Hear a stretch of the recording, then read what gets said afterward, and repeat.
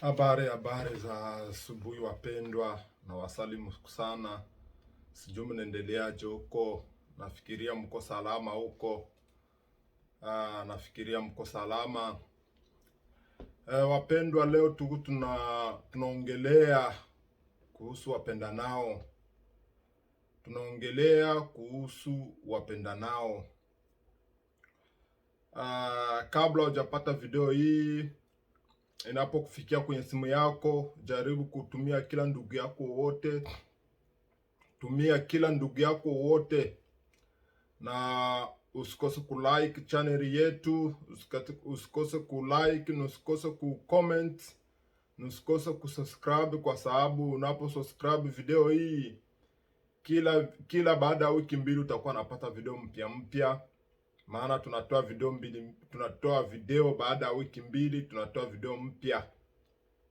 Video mpya itakuwa nakufikia ndani ya simu yako au kwenye akaunti yetu. Utakuwa naipata kila mara ukienda kwenye YouTube yetu, maana hizi video ziko direct kwenye YouTube yetu, kwenye channel yetu. Utapata kila kitu, kila video mpya utaipata baada ya wiki mbili. Utakuwa naona video mpya. Kabla tusipoteze muda, tunaenda kuongelea kuhusu wapendanao. Kwa nini mapenzi ya siku hizi imekuwa magumu sana kwa kati ya mwanaume na mwanamke? Unakuta mapenzi yani haishikiki, hata wale watu ambao wameoa na wale watu hawajaolewa na wale watu ambao hawajaoa, mapenzi yamekuwa magumu sana mapenzi. Kwa nini ndoa nyingi haziko zinashikika? Au kwa nini wapendanao hawashikiki? Shida ni nini? Najua ni sababu ya kati ya mwanamke au mwanaume. Unakuta mnapendana, labda nyinyi mlipendana kwenye mazingira mabaya, na sasa mnaenda kwenye mazingira mazuri, unakuta kati ya mwanamke au mwanaume anakuwa na tabia zingine tofauti na yale mazingira ambayo alikuwa naishi. Unajua, mtu kama bado yupo maskini huwa ananyenyekea sana kwa kutafuta nguvu yote awe na pesa. Sasa unapotoka sehemu ya umaskini unaenda kwenye utajiri, unakuta mtu unakuwa na hali nyingine tofauti na ile ambao ulikuwa naishi zamani.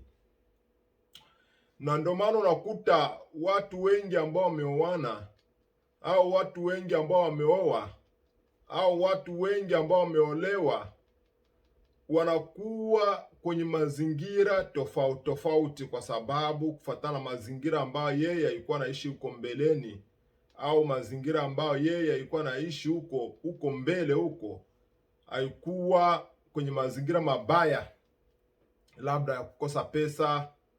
Unakuta alikuwa akiheshimu mume wake kipindi wako maskini, alikuwa anaheshimu mume wake, au kipindi alikuwa maskini alikuwa anaheshimu mke wake. Lakini sasa unapotoka sehemu ya umaskini unaenda kwenda kwenye utajiri, unakuwa tajiri, unakuta ndoa nyingi hazishikiki. Unakuta mwanamke tena hata heshimu mwanaume, na pia utakuta hata mwanaume pia hata mheshimu mke wake, kwa sababu unaanza kugusa pesa, unaanza kugusa noti, unaanza kugusa hela. Unapoanza kugusa hela unakuta mapenzi nyingi haishikiki ndani ya nyumba. Hii yote ni sababu, yote tutachambua kwa siku ya leo. Wewe mwanaume unaolewa kwenye mazingira mabaya, wewe mwanamke unaolewa kwenye mazingira mabaya. Sasa unapokwenda kwenye mazingira mazuri utakuwa tofauti na jinsi ulikuwa unaishi zamani, utakuwa tofauti. Ndio maana unakuta wanawake wengi akishaolewa tu anaanza kuletea mume wake tabia zisizokuwa nzuri ndani ya nyumba. Lakini kipindi hajaolewa alikuwa bado anatongozewa, alikuwa na kimwaidi hata mchumba wake, unaponioa nitakuwa nakufanyia vitu vyote ambavyo wewe unahitaji. vitu vyote ambavyo wewe unahitaji nitakuwa nakufanyia, kwa sababu ule binti hajaolewa. Lakini sasa anapoenda kuolewa, anakuwa na mume wake ndani ya nyumba, anaanza mletea mume wake tabia mbaya ya kudharau mume wake, mara hata sikiliza tena mume wake ndani ya nyumba. Mwanamke anakuwa amepanda kabisa. Zaidi sana wanawake ambao wametoka huko Afrika kwenda maulaya, wanakuwa na tabia mbaya sana, mbovu kabisa ndani ya nyumba. Unakuta mwanamke akukuwa anagusa hela nyingi kipindi yupo Afrika, lakini anapoenda kwenye nchi za Ulaya anaweza kugusa pesa nyingi, anaweza kuona mume wake kama takataka. Unakuta mwanamke anaenda kazini, mara anaenda kazini huko, pesa nakipata hata muonesha mume wake. Unaona, na kipindi alikuwa anaishi Afrika kwenye mazingira mabaya, alikuwa anamuonesha mume wake hata ikiwa noti moja ya senti moja alikuwa akionyesha mume wake, na ilikuwa wakichangia namna ya kufanya, namna ya kuchunga pesa na namna maisha itakuwa kivipi. Alikuwa anajadiliana mume wake kipindi maisha iko mabaya. Lakini sasa unapoenda kwenye maisha mazuri, mwanamke anakuwa asikilizi tena mume wake. Unapotoka Afrika kwenda maulaya, ndoa nyingi zinaenda kuisha sana. Ndoa nyingi zinaisha kwa sababu ya kukosa hekima na maarifa. Kosa hekima na maarifa, ndoa nyingi zinaenda kuisha. Kwa hiyo yote tutachambua kwa siku ya leo, kwa sababu kwa nini ndoa zinaenda kuisha.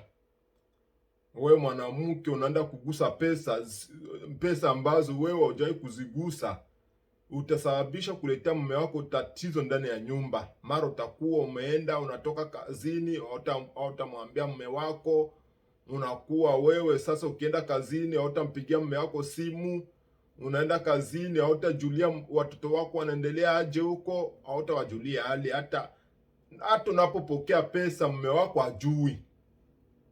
Unaona, mume wako hajui kama umepokea pesa, siku gani unapokea pesa na pesa unazipata lini, mume wako hajui.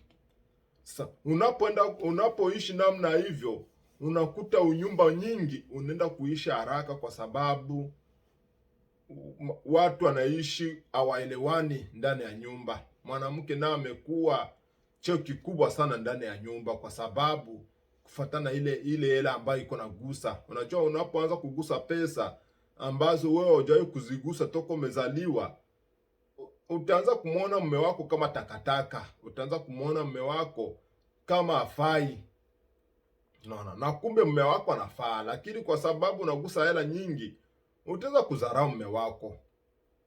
Na hawa binti wadogo ambao wameolewa siku hizi wanakuwa na tabia mbaya sana ndani ya nyumba. Unakuta binti ameolewa, anapofika ndani ya nyumba hatakuwa na heshimu mume wake, na utakuta hata majukumu ya ndani ya nyumba mwanamke afanyi tena. Anapenda mume wake afanye majukumu yote. Mume wake ndio amfulie nguo, mume wake ndio ampikie, mume wake ndio kila kitu. Lakini yeye hataki kutimiza yale yeye mwanamke anastahili kufanya majukumu yake ndani ya nyumba. Mwanamke hataki, kwa sababu tabia mbaya.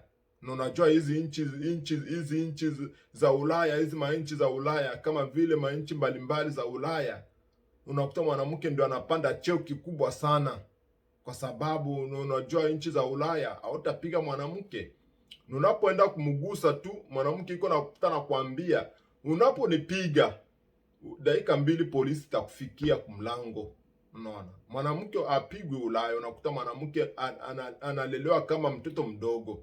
Mwanamke anafanya makosa yoyote, shida zote anafanya, lakini mwanamke atapigwa, kwa sababu mwanaume yuko naogopa serikali. Unajua serikali za Ulaya hazina huruma. Ukipiga mwanamke tu unafungwa. Hata mtoto mdogo, mtoto wako ambao umezaa wewe, ukimpiga unaenda kufungwa. Wala wanakubeba watoto wote. Hizo ni serikali za Ulaya. Unapopiga mtoto, watoto watakuchukua, watawabeba wote. Hata wale hawabebe mtoto mmoja, wanabeba wote. Ukipiga mmoja Wale watu wakuja kuchukua watoto, akija watachukua watoto wote, wanaenda na watoto wako wote. Unaona, hizo ndio serikali za Ulaya. Na mwanamke pia unapompiga, basi hiyo unaenda chukua kesi kubwa sana, unaanza kafungwa. Kwa sababu, na ndio maana wanawake wengi wa Ulaya wanapanda cheo sana, na ndio maana wanawake wengi ambao wapo Ulaya, wanaolewa Ulaya, hawataki kuheshimu waume zao, kwa sababu mwanamke anapata pesa nyingi, tena kwa sababu anajionia serikali. Unaona, anajivunia serikali, anasema si huko Afrika kipindi tulikuwa tunaishi huko ulikuwa unanisumbua, unanitesa. Sasa hivi tuko Ulaya, hakuna cha kunitesa tena, hakuna cha kunisumbua. Mwanamke iko namjibia mume wake hivi, iko namwambia mume wake, kipindi tulikuwa Afrika ulikuwa unanisumbua, unanipiga, unanitesa. Sasa hivi kila mtu maisha yake. Hizo ndoa zikai, na hizo ndoa ziende kudumu, kwa sababu mwanamke anajiona sasa naye amekuwa mwanaume. Hiyo ndio mashauri ambayo sisi tunaenda kuongea kwa siku ya leo, kwa sababu ndoa nyingi zinaisha kwa kukosa kuaminiana. Ndoa nyingi zinaisha kwa kukosa hekima, maarifa. Unakuta ndoa zikuwa umeoa juzi hapa, kesho baada ya wiki 2-3 mumeachana mwanamke, au mwanamke ameolewa baada ya siku 2-3, baada ya wiki moja mwanamke ameenda kwao, kwa sababu ya kukosa kuvumilia tabia na kukosa kuvumilia. Unaona, na unakuta mwanamke kipindi bado unamtongoza, bado alikuwa anakuahidi vitu vingi sana. Unaponioa nitakuwa nafanya kila kitu chote kile ambacho wewe unakitaka, kila kitu chote nitakuwa nakifanya. Lakini sasa unapoenda kumwoa sasa ule binti, kile kitu ambayo alikuwa anakuahidi hata kifanya, kwa sababu umeshamuingiza ndani ya nyumba. Unapomuingiza binti ndani ya nyumba, sasa yeye sasa anaanza kujiona sasa yeye ndio mwanaume, sasa yeye ndio anajipanda juu, sasa yeye ndio kama amekuoa wewe, na kati wewe ndio umemuoa. Unakuta ndoa nyingi zinaenda kuisha haraka sana. Ndoa nyingi zinaisha, watu wanakosa uaminifu umeshapotea kwa watu. Mke na mume hawaaminiani ndani ya nyumba. Mwanamke hataki kuaminia mwanaume, na mwanaume pia hataki kuamini mke wake. Unakuta ndoa zinaisha haraka, hazidumu hizo ndoa, kwa sababu hakuna uaminifu. Lakini kama uaminifu ungekuwepo, ndoa zingekuwa zinadumu miaka na miaka. Kama wazazi wa zamani walikuwa wanadumu hadi wanazeeka, na wanadumu hadi wanazeeka. Unaona, kwa sababu walikuwa wanaaminiana, wanaheshimiana. Mwanamke anajua ndio mume wangu, huyu ndio kila kitu, nabidi kumheshimu mume wangu, nabidi kusikiliza mume wangu. Lakini sasa mabinti siku hizi wanapoolewa, hata kuheshimu kabla wewe unganafika kwao, bado unamchumbia, atakuheshimu kwa sababu bado anatafuta namna ya kwenda kukaa ndani ya nyumba. Sasa atakuheshimu bado unamchumbia, lakini unapomuingiza ndani ya nyumba yako, unamuoa, ule binti hata kuheshimu tena, na hatawahi kukusikiliza, hata kuheshimu, kwa sababu kile kitu ambacho yeye alikuwa anakitafuta ameshakipata. Kile kitu ambacho yeye alikuwa anatafuta binti ameshakipata. Sasa hakuna budi tena yeye aendelee kuheshimu. Hakuna budi yeye aendelee kuheshimu. Hiyo yote ni kwa sababu wanawake wengi wanaenda kuolewa bila kujiandaa. Mwanamke anaenda kuolewa bado mdogo. Unakuta binti wa miaka 17 anaenda kuolewa, binti mdogo anaenda kuolewa. Sasa binti wa miaka 17 atajua nini? Hakuna chochote. Unakuta wazazi wa siku hizi hawataki kushauria watoto wao nyumbani. Binti bado yupo nyumbani, ana mapungufu yake. Sasa mzazi anamwacha ule mtoto tu akomae tu na mapungufu yake. Mzazi anamwacha ule binti bila kumshauria. Unakuta binti yupo nyumbani, kazi yake yeye ni kazi yake ni kujipodoa tu. Asubuhi akiamuka ni vipodozi kwenda mbele na kushinda yani kutembea tembea. Hata kazi ya ndani ya nyumba afanyi, kuosha hata vyombo, kupika, au anaacha mama yake ndio ampikie. Mama yake ndio kila kitu, mama yake ndio amwoshe vyombo. Binti mkubwa wa miaka 16 17, miaka 16 17, unakuta wale wasichana wa miaka 16 17, unakuta kazi zote anaacha mama yake. Binti anakomaa tu, ajui chochote kile. Kazi ya ndani ajui, hata kufagia ndani ya nyumba ajui, kazi majukumu mbalimbali ajui. Sasa ule binti, unapoenda kuwa binti namna huyo, anapofika ndani ya nyumba yako, umeisha muoa, hata jua kazi yoyote ile ambayo yeye anatakiwa kuifanya. Utakuta yeye ni asubuhi ni kujipodoa na kwenda mitaani. Yaani unakuta yeye ni mwanamke, yeye kazi yake ni kwenda kula kwenye mahoteli, anaenda kula kwenye mahoteli ya jioni, anakuja kulala. Kuko wanawake wengi wa hivyo. Unaona? Kuko wanawake wengi kazi yao ni kwenda kula kwa hoteli na kuja kulala. Lakini vitu vya namna ya kupika nyumbani kwake, apike chakula cha watoto, cha mume wake, ule mwanamke ajui kupika. Kwa sababu umeenda kuoa binti ambaye hajashauriwa na wazazi. Ni binti alikuwa anakomaa nyumbani kwao, ajui chochote kile. Kazi yake ni vipodozi. Vipodozi ndio vinamsumbua. Vipodozi. Na vipodozi hivi ndio vinaharibu sana mabinti wa siku hizi. Vipodozi vinaharibu mabinti wa siku hizi, kwa sababu binti anakomaa, kazi yake ni kujipodoa asubuhi na kwenda anatembea mitaani. Shughuli za nyumbani ajui. Sasa huyo binti akija kuolewa namna hivyo, shida itakuwa nyingi sana. Utakuta shida zote anaacha mume wake. Mume wake ndio amfanyie kila kitu. Mume wake ndio ampikie, mume wake ndio amuogeshe. Hata kuoga mwanamke anakata wiki 2, wiki 3, mwanamke hajaoga hata kuoga. Hajaoga. Kuna wengine wanakata mwezi hajaoga, kwa sababu ni malezi ambayo amelelewa kule kwao. Wazazi wake walikuwa wakimdekesha, wazazi wake walikuwa wakimweka tu kiolela.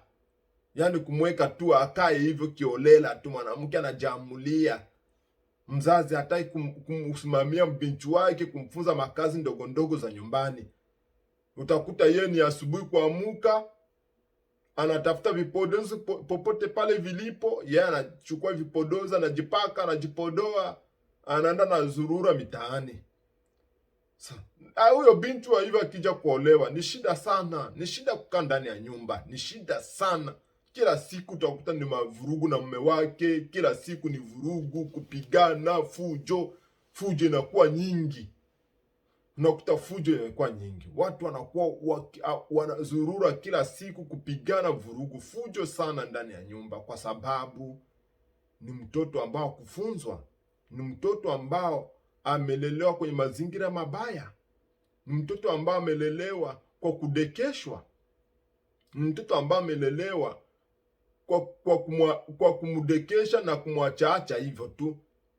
Unaona? Kazi za nyumba ajui. Sasa wazazi wajaribu kwanza kuwa na shauria watoto, wajaribu kushauria watoto wanawake, wajaribu kushauria watoto na binti, unapokuolewa unabidi kwenda kujua namna yote ya kukaa ndani ya nyumba yako, kuheshimu mume wako, kufanya shughuli zote ndani ya nyumba. Hiyo ni majukumu yako. Lakini sasa wewe unapoenda kuolewa hujui chochote, sasa huo unyumba utashindikana. Utakuwa ngumu sana wewe kukaa ndani ya ule unyumba. Utakuwa ngumu sana, kwa sababu itakuwa kazi kubwa ya ule mume wako kwanza kukufunza. Unaona, mume wako anza kukufunza kupika, kuosha vyombo, kufagia ndani ya nyumba. Unaona, mume wako tena anakuwa anakufunza vitu mbalimbali. Na hiyo ilikuwa ni majukumu ya mzazi wako. Na ilikuwa ni majukumu ya mama yako na baba yako.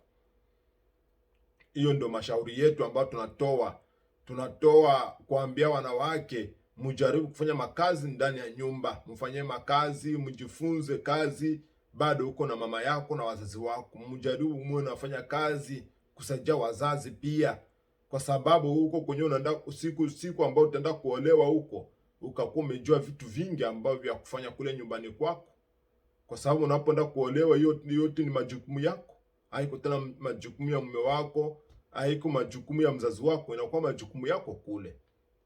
Kwa hiyo uanze kujifunza kazi bado upo nyumbani kwenyu. Anza kujifunza kazi bado upo nyumbani kwenyu. Uanze kujifunza majukumu, namna usiku tutaenda kuolewa umekuwa umejua vitu vingi sana. Vitu vidogo umeshavijua. Sio kwenda kuolewa au hujui chochote kile. Kupikia mume wako haujui. Unaona? Kufanya kazi mbalimbali haujui. Kusikiliza mume wako haujui. Kuheshimu mume wako haujui. Wewe ni vurugu na mume wako. Kila siku mnapigana mume wako. Kila siku ni mavurugu kwa sababu kwa sababu umelelewa ya kudekeshwa. Wamekudekesha sana. Ndio maana umeshindwa hata kujua makazi ya nyumba. Ndio maana umeshindwa kujua shughuli mbalimbali. Kwa hiyo mimi nawatakia jioni njema au asubuhi njema. Kwa wale ambao kwa asubuhi, nawatakia asubuhi njema. Kwa wale ambao wameshandalala, nawatakia usiku mwema.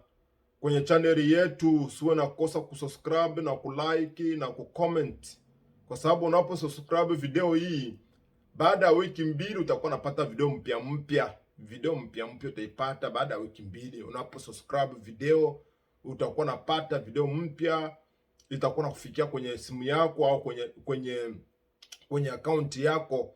Na video hii iko direct kwenye YouTube yetu, utakuwa unazipata kwenye YouTube yetu. Ndio mahali ambapo video hizi ziko zinapatikana, kwenye YouTube yetu. YouTube yetu utakuwa naona video zote zitakuwa zinaingia. Baada ya wiki 2 utakuwa unapata video mpya.